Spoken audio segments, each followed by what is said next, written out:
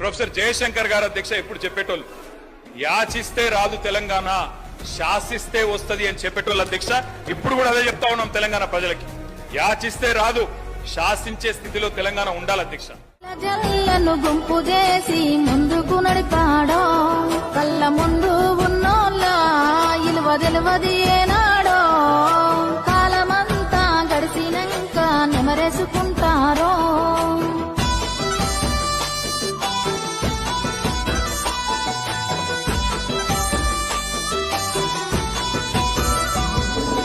ఇనరా భారత ఈర కుమార ఈరుని అరికథను, మన కల్వకుంట్ల కథను, కనరా భారత ఈర కుమార నేలగన్న కలను, చంద్రశేఖర్ అన్న కథను.